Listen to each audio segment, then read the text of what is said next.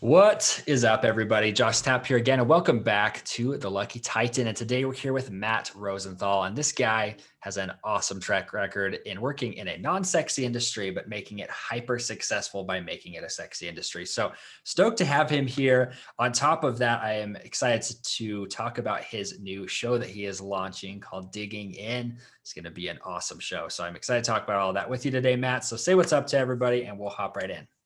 What's up to everybody? Josh, awesome. Had a great conversation with you before the show. I love it. Yeah. Energy's great. I'm excited.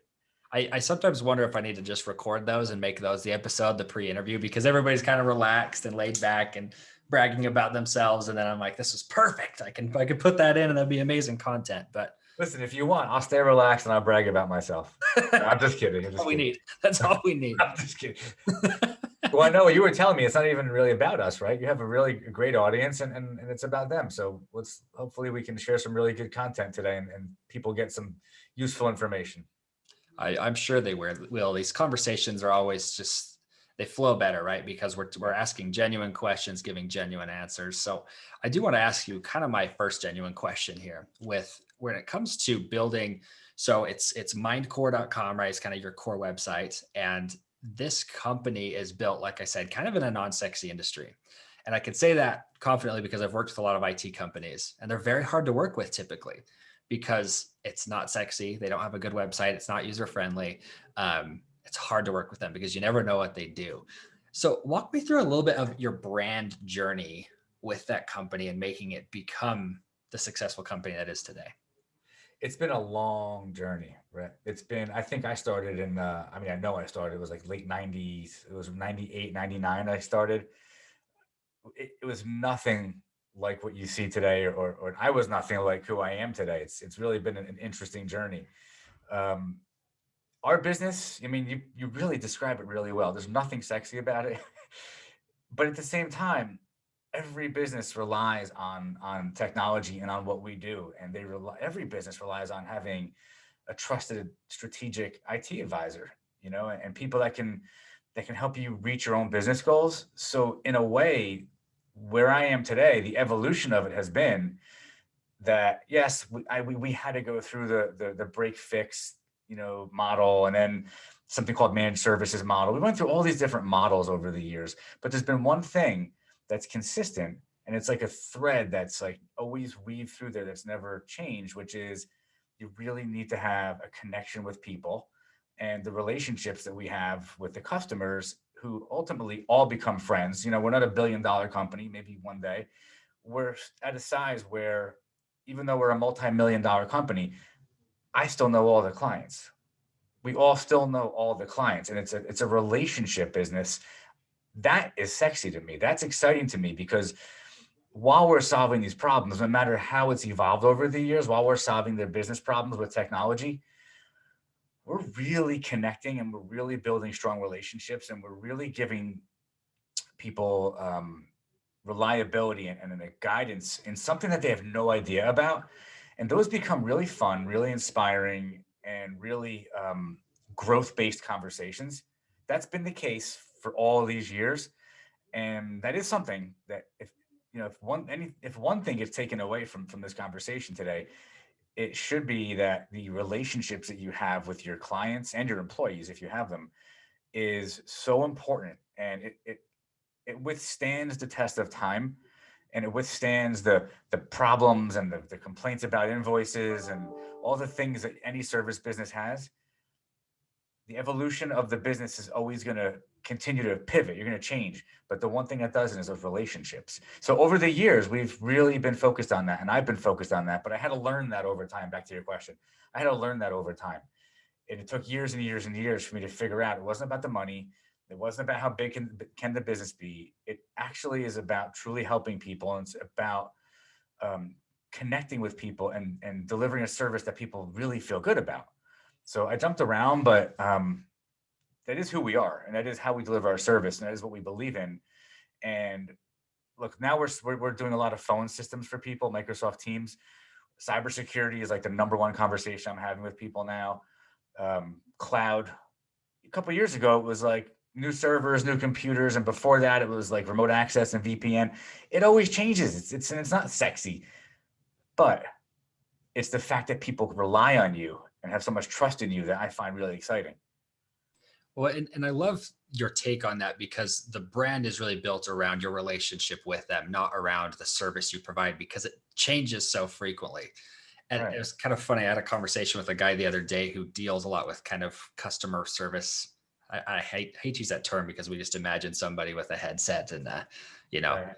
kind Right. of that gatekeeper nobody likes to deal with. But Right. I asked him the question. I was like, so what's kind of your process to relationships? And he says, that's the wrong question. There's no process to relationships. It's not something you can teach. It's all about how you deal with people. So I'm kind of curious with you, where you've got a good team in place. How are you helping them, your team members, to continue that culture, especially when a lot of them are IT people who usually don't like people? Oh my God, that's so true. Um, that in and of itself was a process. You're right, and that gentleman's right. It isn't a process, but hiring the right people is a process, and it does. So I've had some people that have worked in my organization over the years that were super technical, but to your point, they couldn't speak to anybody. They were a train wreck. I mean, it does generate complaints, and it just does generate unhappy customers because they can't connect and they can't feel good while they're getting the service. So about 7 or 8 years ago, I began doing behavioral assessments and personality assessments when I hire people. I mean, people have been doing that forever, but in our business, it's not so common. People usually hire because they want somebody super technical. I hire, in fact, I'm interviewing people right now. I have about 12 interviews set up for next week. The reason I get involved in the interview process is the answer to your question. I don't ask any technical questions. I save that for my engineers. I want to hear the tonality in your voice. I want to hear how you sound over the phone. I want to feel the good vibe over the phone. But we look for people that have high levels of empathy, high levels of patience. Conversely, somebody who's the opposite of that, we don't want. Once somebody meets those standards, now they're in alignment with the belief system and the culture that I have. So up until I started doing that, we had people that would come and go, and it was always like uncomfortable, and um, it doesn't feel great when you have people that really can't communicate with their customers. When the customers either were became customers because of me or because of other people in my organization that are um, emotionally intelligent, they are strong in communications, and so then we make promises and we bring people into our world only to have them not get that same feeling when the service is being delivered. So years ago, I was like, forget it, I can't do this anymore. We can't operate like this. I need technical people that have personalities, that have the right behavior, the right combination. So we give DISC assessments, DISC behavior assessments. And we're looking for people that have just the right combination of those behavior types and just the right combination of personality traits where they're understanding, they're confident, their certainty comes through in their voice. You know, it's like, absolutely, I can help you. And yeah, I understand exactly what you mean. And let's take a look at this versus, oh, gee, I'm not sure. Well, I think I can help. I mean, you can lose customers that way, just the difference in that communication. So that's how we do it. I have made the mistake of going against my gut feeling in the past. And I brought people on because they seemed really good and I thought it was going to work out. And then I get these results back from these assessments. They're not tests, they're assessments because there's no right or wrong. And it would say, oh, this person has less of this and more of this. And I'm like, well, I didn't pick up on that. So they seemed good. Let me take a chance. Every single time I've done that, the person ended up not working out. So these assessments they're always right, in my opinion. They've always got it right. And what they do is they help you manage the person too. They help you understand how to manage the person because everybody's different. So if I have somebody who it shows that maybe there's one weakness in one area, it doesn't mean I shouldn't hire them. It just means that if everything else is good, we have to train them. We have to help educate them and help them develop a different area of their behavior so they can be better in our culture. But I will tell you that we've had people just straight up leave the culture because as we've evolved over the years to become um, more dedicated and more, our culture is our culture. And if we're not going to change the culture to fit the employees have to fit the culture. And that is just the way it is now. Listen, it's cost me a fortune making those mistakes and learning that. But now that I know it, I would never go back to any other way. These people that we hire become a part of our family. It's a work family. We spend more time with them than anybody else, and they spend more time with our clients than anybody else. So the clients come on because of the beliefs that they have in us, and our employees have to just authentically be of the same belief. They have to be cut from the same thread. And if they're going to leave on their own because they're not going to feel good anyway.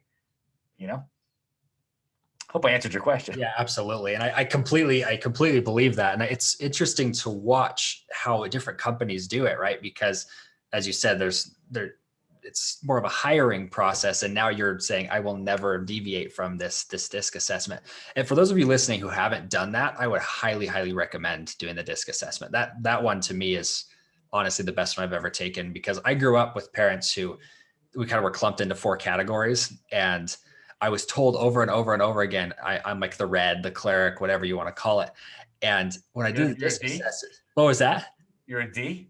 I'm a D. Yeah. And what was man. interesting is when I went and took this, I thought I was I don't know what it would be, but it's like a red blue, right? So I thought I was this really detail oriented person. And when I took the DISC assessment, I found out that I'm a DI. So I'm actually very interested in people, and that's a great combo.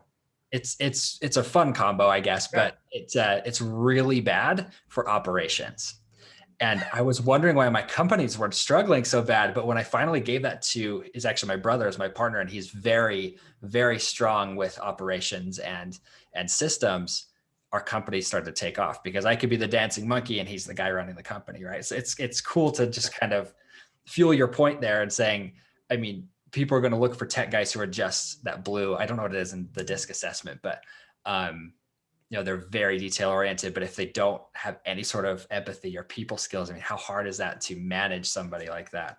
It's extremely difficult. And then it's like, wow, did I do them a service by hiring them? Right. Because we don't have the time to help them change their personality or their behavior. But then when you mix personality in with behavior, because they're not the same thing. So you could be I was a strong D when I did mine many years ago. I was a strong D. I was nothing other than a D, and I was trending towards being more of a D. And I'll tell you something about me. I went through about 5 years of therapy, 2 or 3 times a week. And because I didn't want to be that strong D, I got my company. This is very valuable right here. Ready? This is a piece of gold right here. This is the mic drop, everybody. This is our 30-minute segment. I got my company to a certain level. And I'll never forget when this business coach slash psychotherapist looked at me and said, "You're unbelievable. You have talents that you don't even realize you have. But if you do not deal with this D behavior type of yours and learn to be more of a blend, which you can." And I had an emotional intelligence, an EIQ score that was in the 99th percentile. It's a whole different thing to learn about, but it's like a sixth sense. You can read people's emotions through their body language and their tonality. And so I could read a room, I could read faces, I always thought I just had this sixth sense because I grew up like poor and I had to survive. And I always just thought it was like street smarts. And apparently it was a combination. So he said to me, he goes, "Here's the problem. You've taken your company about as far as you can take it." He goes, "Because you're such a strong D that you suck the air out of the room. Like you'll just walk into a room and you're like, boom, you this, because I see things other people don't see, which is an important characteristic of a leader. But the problem is that as a leader, you also have to have the other important characteristic, which is the ability to have compassion and empathy. And I had this much.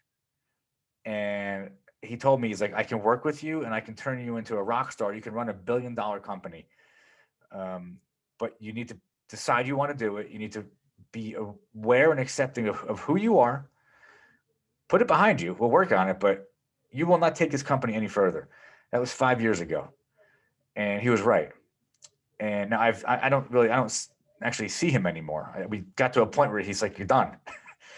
But if I took the behavior assessment now, I know that I would be a blend of all of them. If you own a business and you think that being a leader and being an owner is about telling people what to do, and managing is about, having a heavy fist or whatever that expression is, having a heavy hand, it's at times necessary. but understanding people and understanding how what you say impacts how other people feel is more important than being somebody who raises your voice or is bossy or, and that's how I used to be. And this is why this guy said to me, he's like, you will not take, I got this company to like substantial multi-million dollars. And I did it off of hard work, relentless, nonstop focus on growth. I was just nonstop, but I knew that I couldn't do that anymore because it'll burn you out. Like you have no life. You can go a lot farther when you have that combination of a D and I, and I mean, you mix it all together. So I would encourage everybody, to your point, to go get one if you're an owner. Um, Look at yourself, put your ego aside, get out of your own damn way, and realize what you can do, how much power and how much potential you have, and how much you could reach more potential, no matter if you're at 1 million, 5 million, 10, 20, 50. I don't know, who's watching, but um, you can always reach more. And it's not even at that point about money, by the way. At that point, it's you're helping more people, you're employing more people, you're putting more food on people's table. It becomes about everybody when you after you reach a couple $1,000,000 a year in revenue. You have enough money when your business is doing that. You're fine. Your lifestyle is good. Lose the idea that it's just about you and because that's what it was as you were building it. It was all about you. It's no longer all about you when you reach a certain amount of multi-millions, when you reach a certain amount of seven figures. The DISC assessment will tell you who you are, and it will tell you where you need to do your work, as will the personality assessment, and you should take it seriously. And oftentimes you can tell by people around you, people's reactions to you. If you stop and you just pay attention, tell you everything you need to know. And it's enlightening. And so if you want to take your business and your personal life to the next level, that's what you need to do. I've been there. I mean, I was, I was that guy who was like, I'm telling you, I would suck the air out of the room. It'd be like, he knows everything. He's got an answer for everything. He's got a solution for everything. Okay, well, what does he need us for?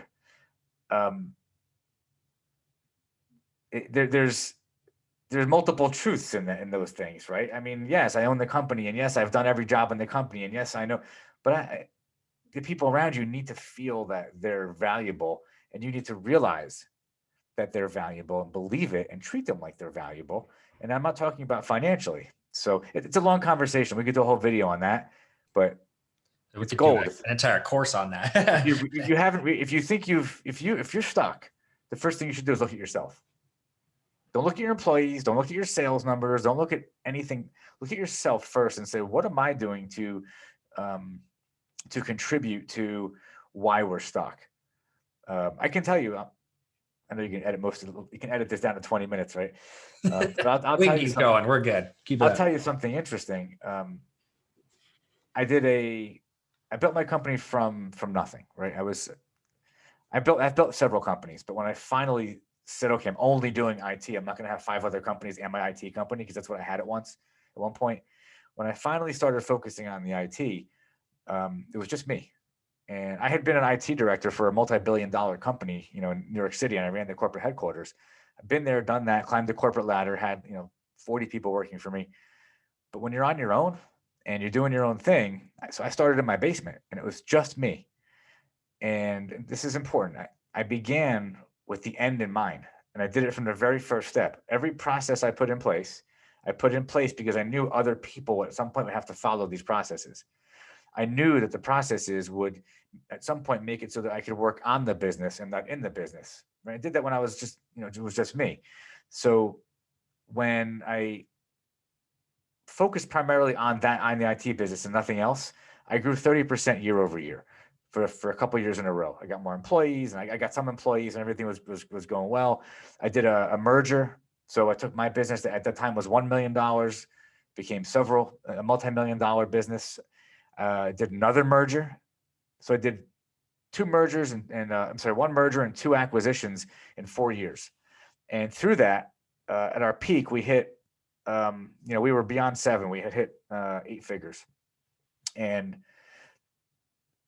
I learned a lot in that process about myself. And this is where all that coaching and that therapy kind of came in, because I had taken on 3 partners during that process. And you try getting along with 3 partners, and 2 of them built their own little businesses themselves. And yet they're supposed to follow me as the CEO, as the president, as the visionary, who unfortunately, operationally, was still, I saw things that they didn't see. So it creates this interesting dynamic, um, where you do have to begin to look at yourself and say, wait, I was in my basement. It was just me 5 years ago.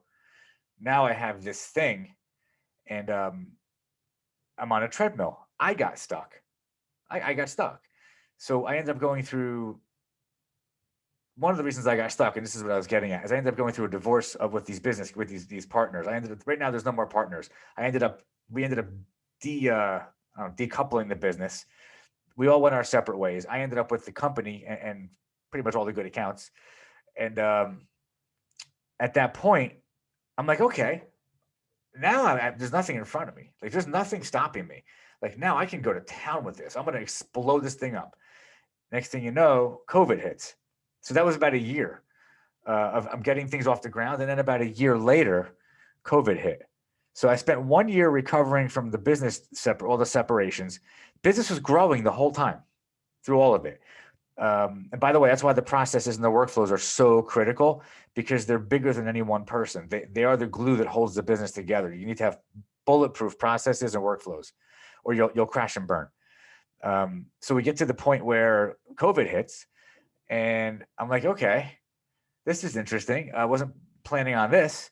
So now I go into year 2 of being on a treadmill. So instead of focusing on growth, I sat down with my CFO. I'm like, listen, I need like a 6 or 7 phase plan of, if we need to, how we're going to lower salaries, how we're going to do X, Y, and Z, but I do not want to have anybody lose their job.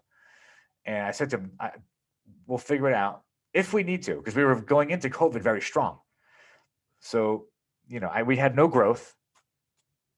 Focusing on staying still was the plan. We weren't even trying to grow. We were trying to stay still because we didn't know what was going to happen. Whole year comes and goes. We ended up growing through COVID because our services are needed. So we grow through COVID, and we really streamline even further. We tighten things up even further. But basically, we were still on a treadmill. We were still stuck. And it's very interesting when you have 2 years when you're doing very well. Your margins are high. Got rid of all the partners. It's just me. My vision is, I'm finding myself super, super frustrated because I got these plans and I got these marketing plans and I got this podcast I want to do and I got all this stuff. And yet I'm like, wait, should I spend the money on this? Because God forbid my clients are impacted during COVID. And all of a sudden it's not what I think it is, or it's not 6 months from now. It's not what it is now. All these things are going through my mind. So I'll tell you what I did during COVID. I stepped on the gas. I put my foot on the gas. I said, screw it. If we're going down, we're going to go down with a fight. But we weren't going down. We were going up anyway. But I'm like, if we do end up going down, because it's all unknown, we're going to go down with a fight. I doubled my marketing budget. And we just went at things much, much harder. We revamped like the way we were doing everything. And now we're coming at, COVID's we're on the tail end of it all. I'm in better shape now than I was probably at any point in the past 5 years. And I'm going to bring it all together for you. One, because I'm emotionally in a best place of my life, emotionally, psychologically, physically, I'm in a phenomenal place. So my health is great.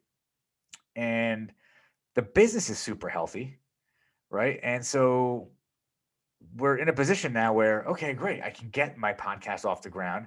I can try and help more people. And the funny thing is, the services that we used to try to convince people that they needed, cloud, cybersecurity, and collaboration tools, 3 C's. People were like tripping over themselves to get to us to help them with their cloud, cybersecurity, and collaboration tools, which is basically Office 365 with Teams or Google, whatever people want.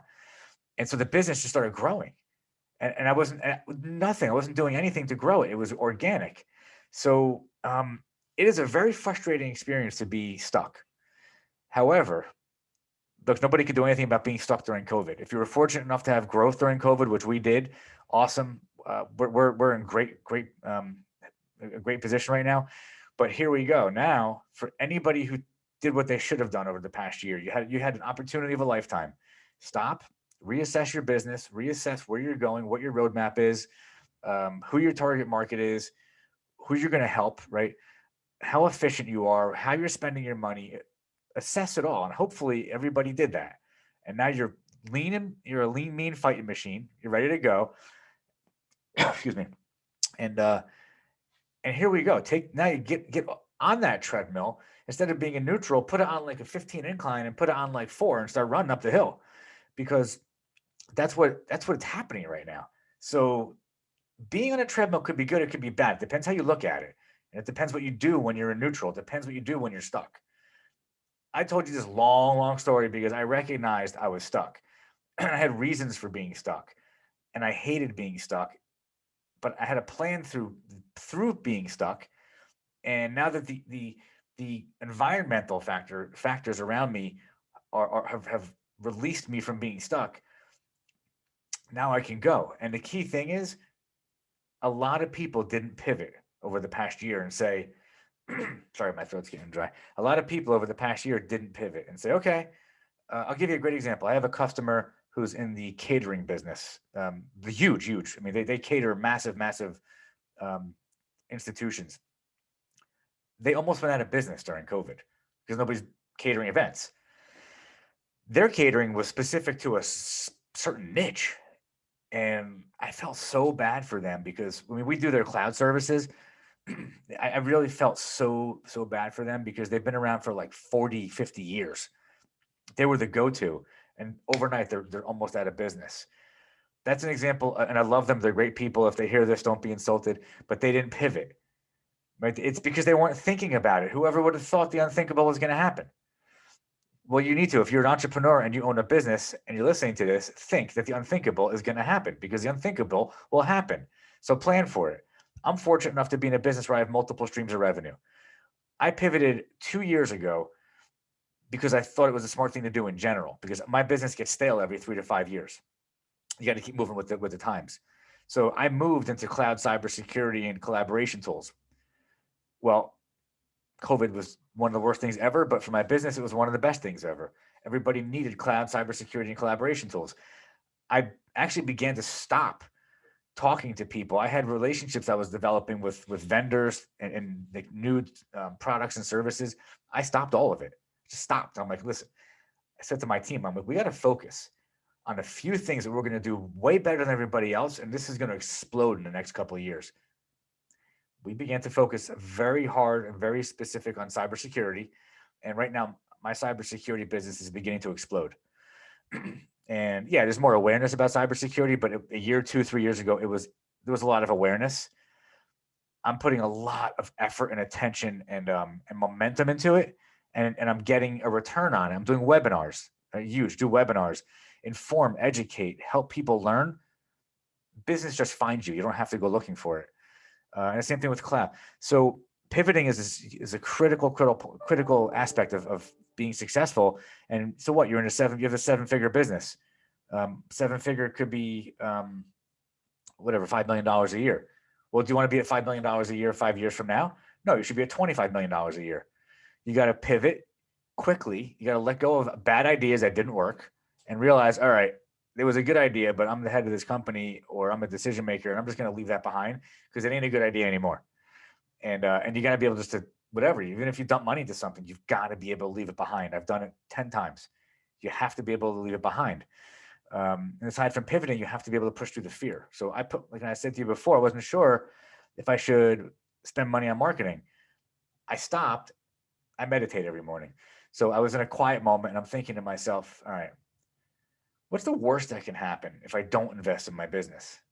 Well, if I don't invest in my business, the worst that could happen is probably going to happen. So what's the worst that could happen if I do invest in my business? The worst that could happen is the business will grow. I'll be more known. The business will be more known, and more people can benefit from our services. Okay, so we have no debt. We have a line of credit. We have cash in the bank. So I had this conversation with myself like a year and a half ago. I'm like, why would I not go all in on marketing? So I doubled the marketing spend, and I'm about to actually increase it again. I can tell you now, a year later, I didn't get a lot of return on the investment up front, but when I knew that it's an 18 to 24 month game, and I'm beginning to get a tremendous amount of attention now for things that I did a year and a half ago. So don't be afraid to put money back into the business. And if you're an owner, don't be afraid to take a little less of that money out of the business. And it'll maybe, if you're taking 300 grand a year out of your business, maybe take 250 and put the other 50 into marketing. It'll pay you back 6 months to a year later, 10 times over. All right? And that's how you get unstuck. You put money into marketing. If you don't put money into marketing, I don't know how you expect anybody to find you. So, all right, I'm going to give you a chance to talk because it's your show. Hey, my goal is to talk 5% of the time. So we're doing great here. I'm trying to put out valuable content. Man, I'm over here like trying not to just jot down notes the whole time. I have to go back and listen to this, but I love that you're giving so much value, and I hope people will look at that and say, okay, how can I get more of this value? So from all of you, make sure you go check out. So it's the Digging In podcast. It'll be on iTunes, Spotify, wherever you watch or listen to podcasts. It's on YouTube as well. Make sure you go check that show out. And I want to get a little bit more value out of you today, Matt, before we sign off. I will also say before I do that too, make sure you go check out mind-core.com. That's their core website. But Matt, just to kind of wrap this up with one beautiful bow, could you leave us with one final parting piece of guidance as an entrepreneur who got unstuck? Yes. You ready? Okay. Be relentless. You have got to be relentless. You can't slow down. You can't get weak in the mind. You can't let worry and fear get in your way. You have to be relentless. Your business is relying on you to grow, to educate yourself, to learn. Like I said before, to pivot, pick the right products. You gotta not let the challenges. I mean, being an entrepreneur every day. I mean, I get my butt kicked at least 50 times a week. And everybody does. If you own a business, if you're an entrepreneur, you're going to get your butt kicked.